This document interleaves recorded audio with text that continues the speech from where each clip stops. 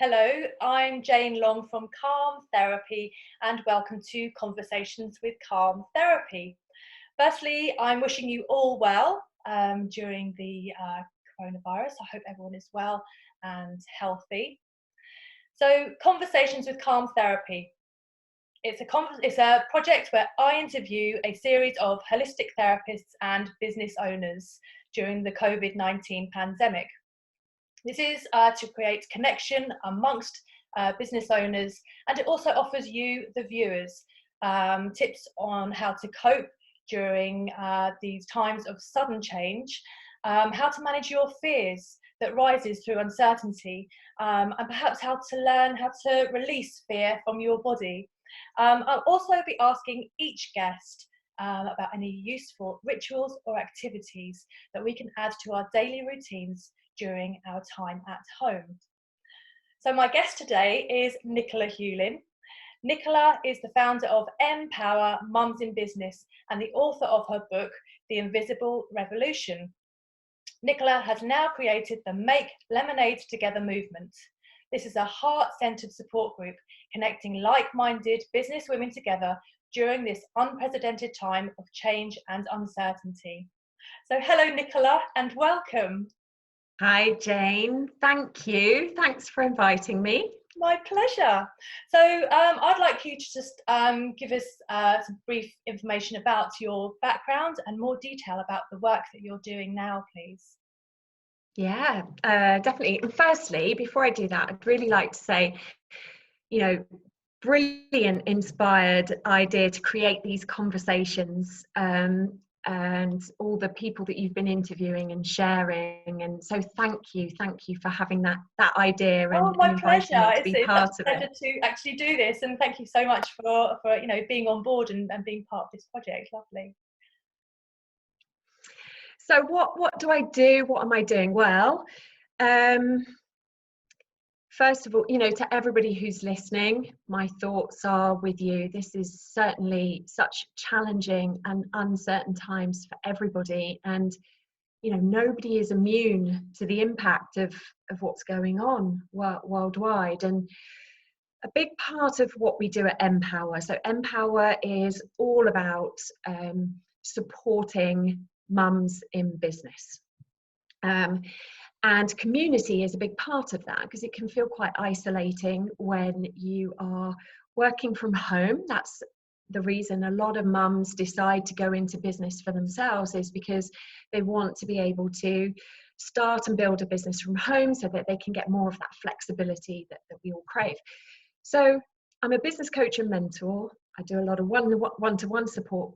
But a big part of Mpower is just having that community, that go-to space where people, women can connect with other like-minded women on a similar journey where we all get each other. And so during this time, community is important anyway, but community, pulling together, supporting each other becomes even more important. And we're pretty blessed at Mpower that community already exists and that it's online. So, amazing that we have technology to be able to do what we're doing today and to be able to continue connecting.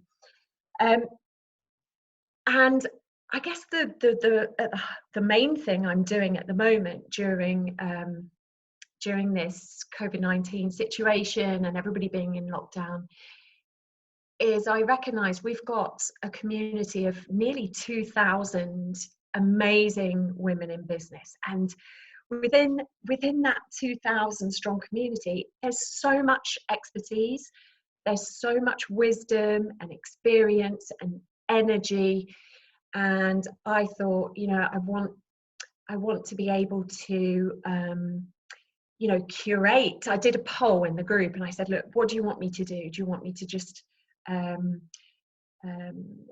the community into a space where everybody can say, hey, this is how I can help? Do you want me to curate it for you? I'm happy to put my time and energy into doing that. So there was like 95% of people were like, yeah, we want you to do it for us. Okay, that's what I'll do. So I've been working with experts, getting them on board. We've got this whole program of experts who are not just pulling existing resources they have, but they're at home creating bespoke support sessions that really help in the here and now. And we're pulling that all together and just delivering as much free support and resources and expertise as we possibly can, and make lemonade together. I came up with that name because I thought, when life chucks us bitter lemons, we will throw ourselves at supporting each other and helping each other as much as we can. Brilliant. Thank you, Nicola. That's great. So it's all about adjusting very quickly at the moment, and the key words that I heard there really were connection and communication, and that is what this whole thing is about. That's what's so important at this time. So I'd like to go into the questions now. The first question being that we are going through unprecedented times of sudden change. How might we maintain a positive outlook and a feeling of connection whilst we're in this period of isolation and spending lots of time at home? Yes, I've probably answered a part of that question already with the connection side. I do think when we're in life in general, who you surround yourself with is important. And I think that becomes even more important when we're in a situation of crisis and challenge and adversity. So I think one of the most important ways to stay positive during difficult times is to have a look around us and see who we're surrounded by. And obviously we're all in lockdown at the moment. So hopefully, we can be connected to the people that are under our roofs. And I get that there are a lot of people that are that live alone, that will be alone. And I just think it's a blessing that we have the technology to be able to carry on connecting with people, and be selective about that. Everybody's different.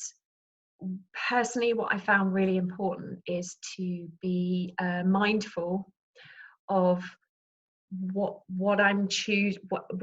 information I'm choosing to open myself up to in those channels. And there's a lot of helpful information. It is important to be realistic and know what's going on in the world, but there is also a lot of stuff out there that is not so helpful, let's say, in staying positive. So certainly for me, in terms of which media I choose to, and how much media, and how long I want to stay connected to that sort of information for, it has been a big part of staying positive. What about you?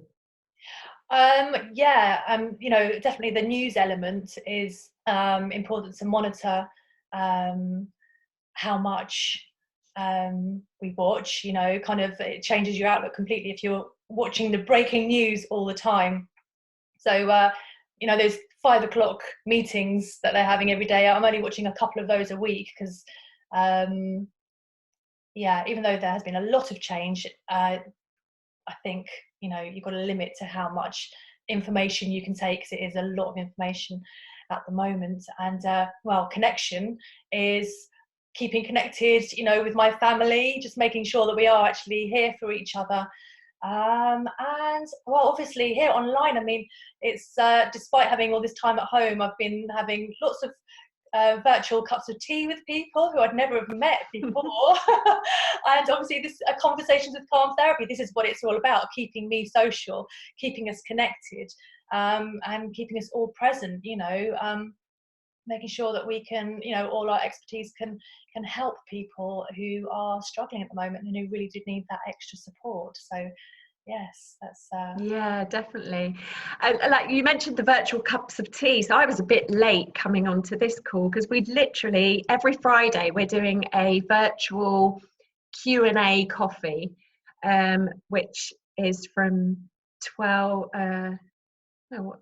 1 till 2, and that was why I was a bit late coming on here. And it's great, isn't it? It is actually an opportunity to connect with more people. And a breath of fresh air, and to hear everyone else's experiences, because you're just living your moments amongst the same people for a very long time, and just to see what everyone else is up to, and just hear different stories and just different anecdotes really can really change things, can lift your spirits in different ways. Yeah, Or it can. supporting them, you're doing something positive, aren't you? So that's it's important, really important. It's this whole experience, talking about isolation and lockdown, it's not a humane thing. We need to be close to each other. As you see people walking along, people are trying to walk closer to, you're naturally drawn to each other, aren't you? And this 2 meters apart is a very different experience for many people. Yeah, and it's interesting you say that about the different experience for different people. So I did a video on this in Mpower quite recently about understanding our own response to lockdown and understanding the response of others. So even within our home, myself, there's my partner Graham, and there's my 2 children, Carly and Liam. And we've all got different responses to it, and because we've all got different personality types, and I don't know if you've ever done any of the sort of personality testing type stuff in the past. So I'm a facet 5 practitioner, and I use it a lot in the corporate world when we're helping people to understand their personality types, helps to understand others, and it helps with teamwork. And anyway, on one of the 5 building blocks of personality in facet 5 is called energy, often referred to as whether you're extrovert or introvert. And on this energy spectrum, it's about, do you get your energy from other people, so you need to be around other people, or are you low energy, which means you get your energy from inside and you're very happy in your own company and being isolated. Now, I'm an introvert. It's nothing to do with being shy. It's just about where I get my energy from. So I am happy to shut myself away in my home office, 14 hours a day, do my thing. And Graham's an extrovert. He's very high on the energy spectrum and gregarious and loves to be around people. And my kids are both introverts. So it's recognizing that actually lockdown will impact people very differently depending on their personality type as well. I've spoken to a lot of introverts who are like, I'm loving it. It didn't really change that much for me. So I'm an introvert. I've worked from home for 16 years. So on a practical level, there's not much difference in terms of being inside. But I recognize for extroverts and people who are always out and about, that's going to be a huge change. Yes, exactly. Thank you, Nicola. So I'm going to go on to the next question now. It's known that fear can have a negative impact on the body. How might people release themselves from this fear to reduce mental and physical health issues in the long term? Oh yeah, great one. There are so many different ways and modalities to help understand fear, manage fear, and release fear, and which is a big part of why in the Make Lemonade Together I wanted to bring together the experts. I'll give you some examples. We've had Jem Kennedy, who is an EFT practitioner, because trauma, anxiety, fear is an energy that we then hold in the body at a cellular level. So regardless of how we think, that energy is in our body, and we need to be able to release it. And EFT, emotional freedom technique, or tapping, do you do EFT? I do it myself. I'm not a practitioner. So you'll understand that tool for people. Some people may have already heard of it, and it's a really simple. It uses it's a bit like acupressure, to release the energy from our meridians. Anyway, she came and did a guided session on that. There's that modality. There's mindfulness. Just this morning, I was doing a live session with a UK well-being expert, Fabienne Viles, who was teaching us all about mindfulness and gave us 3 really simple mindfulness tools we can use, which really help to move through fear and stress and anxiety. there's so many different modalities, and for me, I think it's about finding the way that's right for you. We're all so different, and whether it's through, you know, actual talking type therapies or modalities, or energy work in the way I've just described, or just being able to watch your favorite TV episode just to escape. You know, it doesn't have to be anything Grand as such. Yeah. Grand, yeah, I think. Simple So thing. I just think everybody experiences fear in different ways, and I think it's about finding the way that's right for you to move through it. And sometimes that requires support, and sometimes that doesn't. Thank you, Nicola. And question 3, based on your experiences, can you suggest any useful rituals or activities that we can add to our routines to support us during this new way of life? Maybe perhaps through business, or maybe not just home. Is there any, if people are struggling with their life-work balance, perhaps it could, it's a different one at the moment, isn't it? Trying to Yeah. Again, I think it's a really powerful question, because everybody's different, and what people need and what's going to help them for where they're at, and what they need is going to be different for every person. However, I'm going to answer this question from my perspective of being a mum and being a business owner, and from my area of expertise, something that I found that is universal to everybody, regardless, is an important ritual or tool that that is really powerful, is to have a plan. And I think having a plan in a business as usual scenario is important, but when we're in a situation of crisis, it becomes even more important. Having the right sort of plan. I'm not talking about anything complex. I'm talking about an agile plan, a very simple plan that just evolves as the situation evolves. And even if that just looks like, here's an intention or a plan for today, just really helps us to keep that clarity, keep focused, and keep clear on what's important to us in that moment and what the right steps are for us, because otherwise it becomes so easy to just feel like we're lost. We're hearing 101 different views on what we should or shouldn't be doing. And there's Dawn coming in to join us. And so I think just taking time to get clear on what's important to us can be just so empowering during a time of crisis like this. Lovely. Thank you very much, Nicola. So the last thing I'd like to know is how can we get in touch with you? If oh, hold on a minute, what's going on here now? Sorry, 1 second. Sorry, I'm just going to have to sort this out.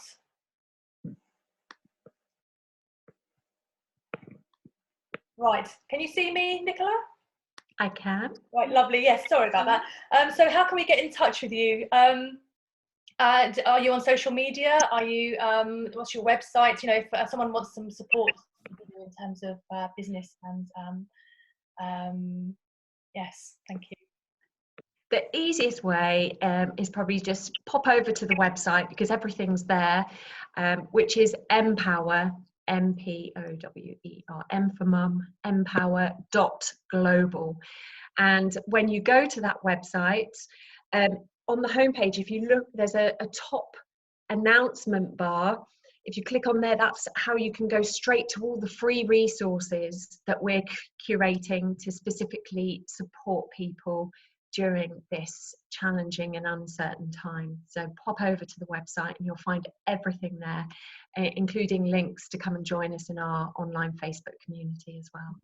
Fantastic, that's brilliant. Well, thank you so much for being on board and taking part with this project. As I said earlier, you know, it's great to hear your perspective and point of view, and I hope it's really going to help the people who watch this this interview. And yes, and I wish you you know, all the health and everything during this time. So thank you very much.